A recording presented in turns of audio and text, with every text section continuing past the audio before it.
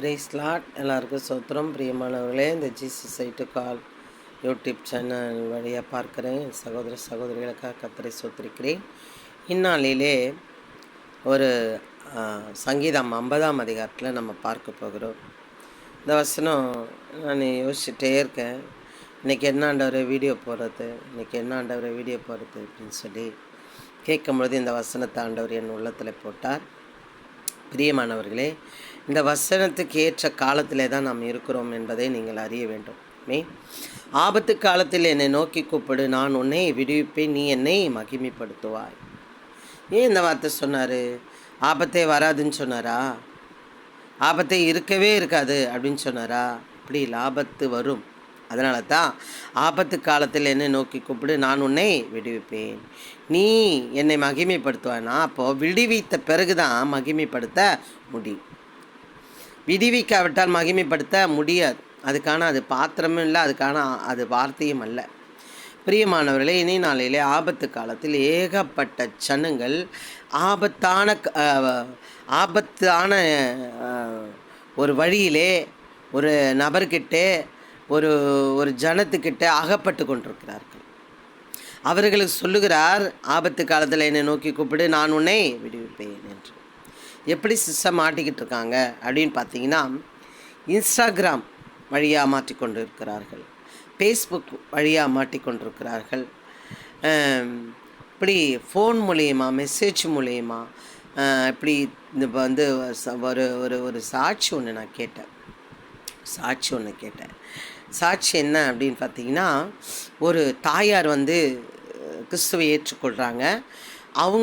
அவங்களுக்கு இன்னொரு அம்மா கூட துணையாக இருக்காங்க. 2 பேரும் சர்ச்சுக்கு போக வர இருக்கும் பொழுது ஒரு தம்பி பழக்கமாகிறார். இவங்க வயசானவங்க, பேரம்பேத்தி எடுத்தவங்க. அவர் வந்து வாலிபன். அவர் என்ன பண்ணுறாரு, இவங்களை 2 பேரும் கூட்டிகிட்டு போக வர இருக்கும்போது இவருக்கு ஒரு ஆக்சிடெண்ட் ஆகுது. அப்போது அவருக்கு ஆக்சிடெண்ட் ஆனோடனே இவங்க என்ன பண்ணாங்க, இவங்க இப்போ கொஞ்சம் பெரிய ஆளாகுதுன்னா எல்லாருக்கிட்டே காசை கலெக்ட் பண்ணி அந்த தம்பிக்கு கொடுக்குறாங்க. அவர் சரியாயிடுறாரு. வந்த உடனே, அம்மா எனக்கு கொஞ்சம் கஷ்டமாக இருக்குமா, எனக்கு ஹெல்ப் பண்ணுங்க அப்படின்னு சொல்லி இப்படி ஹெல்ப் பண்ண அவர் கிறிஸ்துக்குள் வர அவங்க வீட்டில் சண்டை வரும்போது பொண்டாட்டி என்ன பண்ணிட்டாங்க, பிரச்சனை பண்ணுறாங்க. அப்பா பிரச்சனை பண்ணுறாரு. அப்போது பிரச்சனை பண்ணும்போது இந்த அம்மாக்கிட்ட வந்து சொல்லும்போது இந்த அம்மாங்க எல்லாம் சேர்ந்து என்ன பண்ணுவாங்களாம், ஜெபம் பண்ணுவாங்களாம். அப்போ ஜெபம் பண்ணும்போது, இந்த மாதிரி வீட்டில் பிரச்சனையாகுதுமா, எனக்கு காசு கொடுங்க அப்படின்னு. எப்போ பார்த்தாலும் காசுன்னா எப்படிப்பா என்னால் தர முடியும், அது ஏதோ முடியல, நான் கொடுத்தோம், இப்போ சும்மா காசுன்னா எப்படி அப்படின்னும் போது அவன் சொன்னானா, நீங்கள் எனக்கு இப்போ வந்து நீங்கள் 1 லட்ச ரூபா கொடுக்கலன்னா நான் என்ன பண்ணுவேன்னா, நீங்கள் என்கிட்ட தப்பாக பழகுனீங்கன்னு நான் சொல்லிவிடுவேன் அப்படின்னு சொல்லி. பிரியமானவர்களே, எங்கே போய் கொண்டிருக்குது உலகம்? அவனும் வாலிபன், அந்த அம்மாவோ வயதான ஒரு 60 வயசுக்கு மேலே உள்ளவங்க. அவன் இப்படி சொல்லி உங்கள் பேரை கெடுத்து உங்களை என்ன பண்ணுவேன், உங்களுடைய வாழ்க்கையை செதுச்சிருவேன் அப்படின்னு சொல்லி மிரட்ட ஆரம்பித்தானா. மெசேஜில் வாட்ஸ்அப்பில் அப்படி. இப்போ எல்லாத்தையும் என்ன பண்ணாங்களா, அவங்க ஃபுல்லாக டெலீட் பண்ணிட்டு ஜெபம் பண்ண ஆரம்பித்திருக்கிறாங்க. பிரியமானவர்களே, ஜெபக்குறிப்பு, நான் ஒரு ஊழியத்துக்கு போகிறேன், அந்த அம்மாவுக்கு அந்த ஜெபக்குறிப்பு வந்து அவங்க சொன்னாங்க, நீங்கள் யார்கிட்டையும் அந்த ரேபிட்டோவில் வரும்போது என்ன பண்ணிடாதீங்கம்மா, யார்கிட்டையும் பேசாதீங்க அப்படின்னு எனக்கு ஒரு உஷார் பண்ணாங்க. அப்போ பாருங்கள் பிரியமானவர்களே, இந்த நாளிலே வயசு வித்தியாசம் இல்லாமல் ஒரு உறவுகள் இருக்கிறது. அம்மா வயசில் எனக்கு வந்து அந்த பொம்பளை தான் எனக்கு வேணுன்ற நிறைய செய்திகள் நான் பார்க்குறேன். சொல்வதெல்லாம் உண்மையிலே அதுக்கு முன்னாடி நாங்கள் பார்ப்போம், குடும்பமாக உட்காந்து பார்ப்போம். நான் பல வருஷம் முன்னாடி சொல்கிறேன். அப்போ பார்த்தீங்கன்னா, அம்மாவும் பிள்ளையும் இருக்காங்கன்னா, பிள்ளையோட ஃப்ரெண்டை என்ன பண்ண அம்மா வச்சுக்கோம்.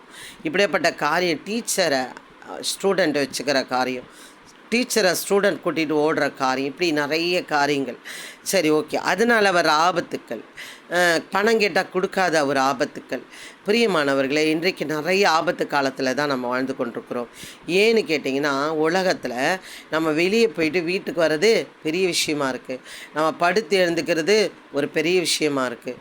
பிரியமானவர்கள், அதான் சொல்கிறார் ஆண்டவர், ஆபத்து காலத்தில் என்னை நோக்கி கூப்பிடு அப்படின்னு சொல்லி.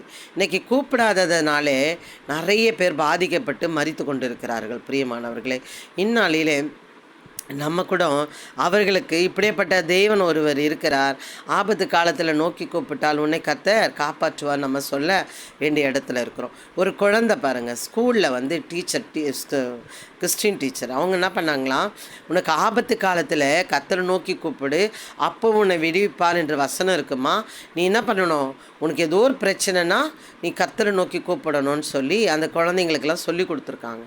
பணக்கார வீட்டு குழந்தை, அந்த குழந்தைய என்ன பண்ணியிருக்காங்க, 4 பேர் கடத்தி கொண்டு போய் பணம் கேட்டிருக்காங்க.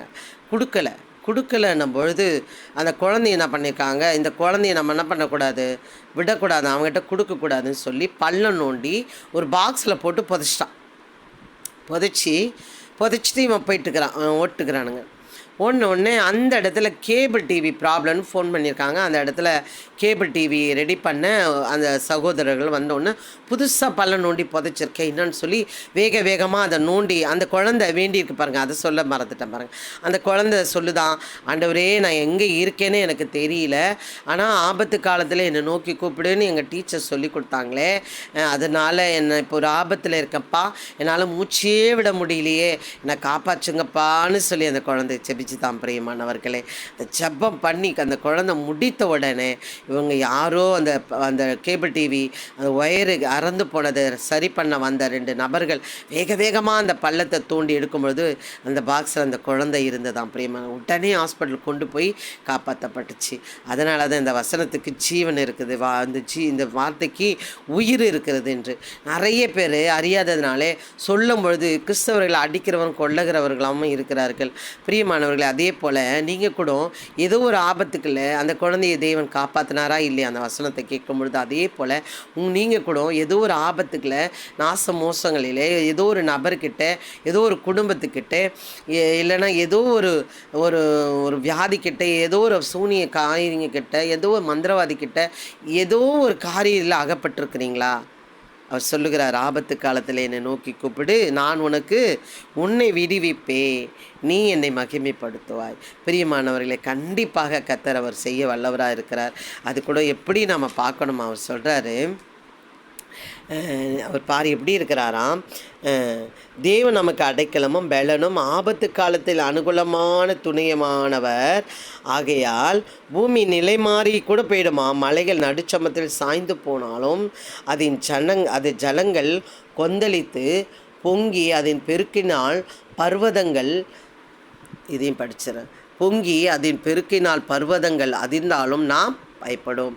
என்ன நடந்தாலும் கர்த்தரிடத்தில் நோக்கி கூப்பிடும் பொழுது அவர் எப்படி இருக்கிறாராம், அனுகூலமாக இருக்கிறாராங்க, அடைக்கலமாக இருக்கிறாராம், ஆபத்து காலத்தில் அனுகூலமான துணையுமாக இருக்கிறாராம். அது எப்படி நம்ம பார்க்கலாமா பாருங்கள், நீங்கள் அமர்ந்திருந்த நானே தேவன் என்று அறிந்து கொள்ளுங்கள், ஜாதிகளுக்குள்ளே உயர்ந்திருப்பேன், பூமியிலே உயர்ந்திருப்பேன், சேனைகளை கர்த்தர் நம்மோடு இருக்கிறார், யாக்கோபின் தேவன் நமக்கு உயர்ந்த அடைக்கலமானவர். பிரியமானவர்களே, இப்படிப்பட்ட கடவுளை நீங்களும் அறிந்து கொள்ளணும். இது தெரியாத எத்தனையோ பேர் யாரை கூப்பிடணும்னு தெரியாமல் மரித்து கொண்டு இருக்கிறார்கள். பிரியமானவர்களே, உங்களுக்கு இந்த மெசேஜ் ரொம்ப பிரயோஜனமாக இருக்குது அப்படின்னு நீங்கள் நம்புவீர்களானால் அநேக புறஜாதிகளுக்கு அனுப்புங்கள், அவர்கள் அறிந்து கொள்ளட்டும், இப்படிப்பட்டவர் ஒருவர் இருக்கிறாரா என்று தெரிந்து கொள்ள அவர்களுக்கு இந்த வார்த்தை வசனம் பிரயோஜனமாக இருக்கும்.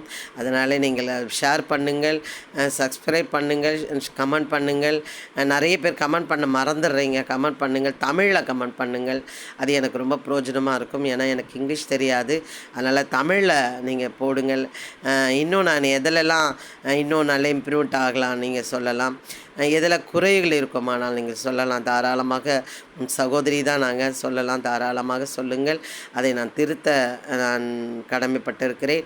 இது அநேக புறஜாதிகளுக்கு பிரயோஜனமாக இருக்கணும், அதனால் இதை அனுப்பும்படி அன்பாய் கேட்டுக்கொள்கிறேன். கர்த்தர் உங்களை ஆசீர்வதிப்பாராக. ஆமென். God bless you. அல்லேலூயா.